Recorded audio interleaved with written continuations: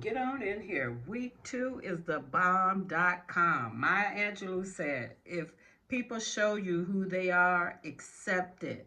And not all skin folk are kin folk. So let's talk about what the United States American Supreme Court did. What if I told you the United States Supreme Court took stolen land, then blessed the paperwork so the theft could last forever? Not with a gun, not with a raid, but with a ruling. And the ruling still shapes land titles, zoning, development, pipelines, public use, and generational wealth right now. So today we're talking about Johnson versus McIntosh, 1823. You're going to get the real of the real of the real. The case where theft says, I'm official now, and the court says, we approve. And once you understand this case, you'll never look at property rights the same way again. Welcome back to BWise African Network, where we connect the dots, history, law, power, and real life. This channel is about truth with strategy, not trauma for clicks, not confusion or entertainment. We're building clarity that will lead you to sovereignty, protection, and power. Now, Johnson versus McIntosh is often taught like a dusty legal footnote, but don't be deceived. I'm going to show you it is not a footnote, it's the blueprint. This case doesn't just explain native dispossession, it also explains how systems learn to convert violence into normalcy.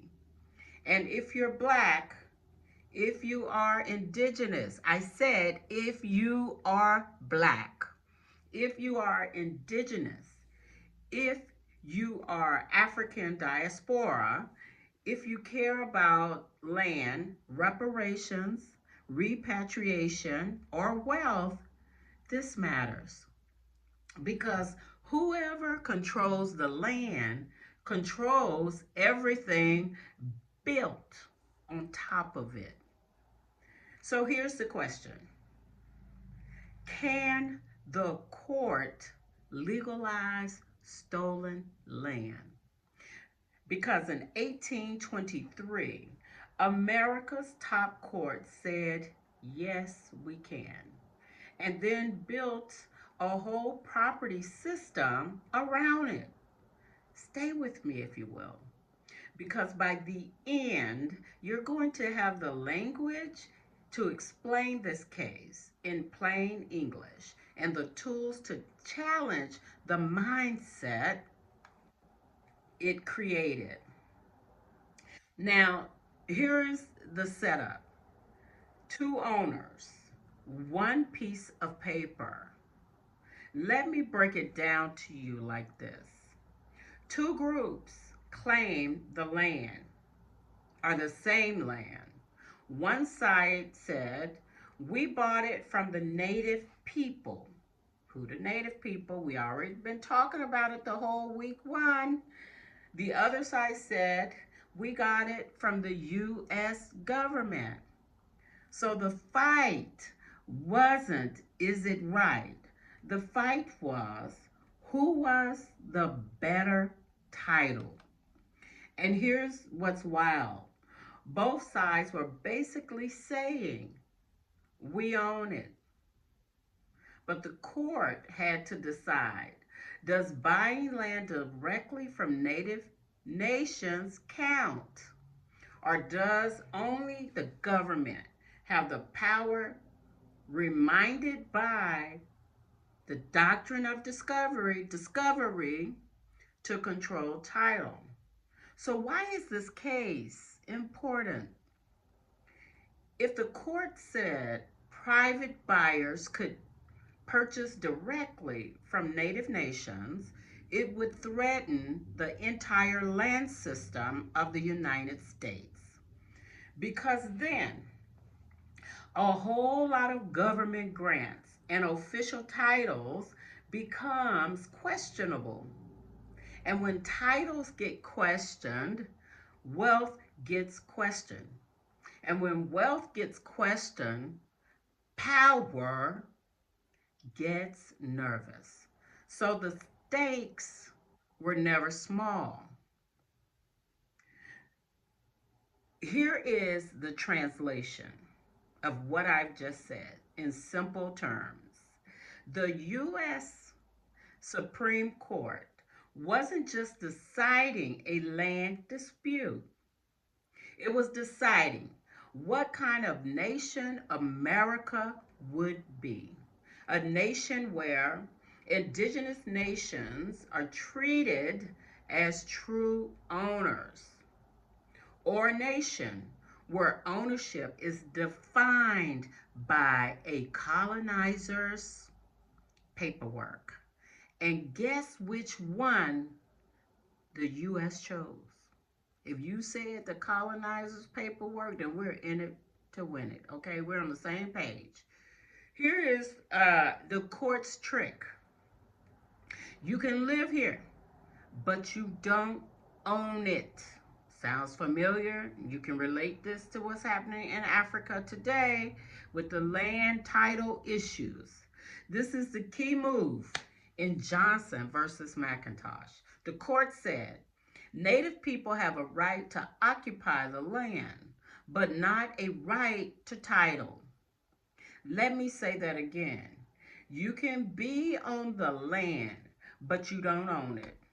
That's like letting someone live in their own house, but saying, you can stay here until I decide to sell it. Why that's not just legal language. Let's talk about it. That's not neutral language. That's not language that is set to give you equity and access. That's engineered language. Because once you downgrade a people's relationship to land into occupancy, the removal becomes a transaction. Dispossession becomes policy, and the theft becomes development. Now let's look at the doctrine of discovery that sits underneath it all. Now, where the court gets this logic, this is where. From the doctrine of discovery, this European Christian legal fiction that claimed if a European power, listen to this, the Christian legal fiction said if a European power discovered land, they got superior rights, even if people already live there. So the court imported a colonial religious political idea and turned it into confirmed. Discovery gives ultimate title. Now, here is a reality check for us all. So, when people say that was long ago, I'm like, really? I need you to understand this is the foundation for modern land title in the U.S.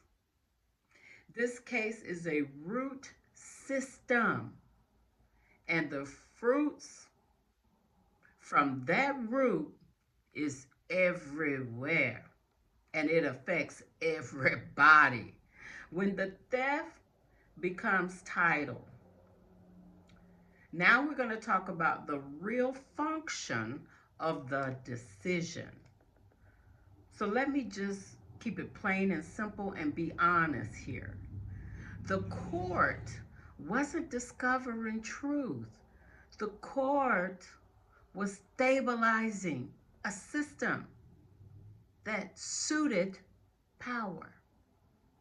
Because the United States was expanding, selling land, forming states, collecting taxes, and the court said, we need one story that makes all of this legitimate. So they created one story. Hear me. Native nations can't transfer full title to private buyers. Only the federal government can extinguish indigenous land rights through conquest or purchase. So the theft gets centralized. Then it becomes official. This is why I keep iterating the paperwork violence. You don't have to swing the weapon in the courtroom. You just have to certify the results. You take what was taken by force, then stamp it with a legal seal, and suddenly the world is mandated and told to respect it. So this is why it echoes and impacts us for Black history. If you're Black, listen closely. If you are Black, if you're not, this is not for you. If you're Black, listen. Because America perfected a pattern, they extracted with violence. Then they write it into law. They call it law and order. Teach it as justice, and then they shame anyone, arrest anyone, beats anyone, kills anyone who questions it. That's not just indigenous history. That's also Black history. Labor stolen, made legal, made profitable, and then made normal. There's nothing normal about this. Then later, people act like the wealth that they acquired or have today came from hard work. This is the quiet part out loud. In Johnson versus McIntosh, basically says, we're going to prioritize the stability of colonizer property systems over the original owner's rights. In other words, the system is not broken, it was built. Now, here in chapter 4, this is how this case shows up today through land titles, development, and who gets to build. So let's bring it today. When you hear these words, land title, deed, eminent domain, federal trust land, public use, zoning boards, resource extraction, pipeline routes, and state land grants. When you hear these words, you're hearing the modern language built on the old logic. Ultimate title belongs to the conquering system. All right, you might ask, but is it legal? People love to say, is it legal? And I always ask, legal accounting to who? Legal according to what origin story? Because Johnson versus McIntosh is literally the moment where the court said, we would treat colonization, damn it, as law. So when somebody hides behind legality, ask them, is it lawful or is it just legalized. Why this matters for reparations, land back, and global returnees. Y'all ought to be leaning in here with me right now. Come on in the room. This is also why conversations about land back, reparations, and repatriation hit a wall because systems don't like to admit our foundation, I'm going to take it home with you, was legalized theft. And in global terms, this logic didn't stay in America. The same mindset shows up in borders were drawn, how concessions were issued, how resources were extracted across the motherland. Define our different paperwork, same spirit, my people. So here is the good title myth. If property law, people talk about good title, right? But Johnson versus McIntosh teaches us something uncomfortable. A title can be good legally while being rotten morally. So the questions become, what do you call a system where paperwork is clean, but the origin is theft? Can it be clean is the question.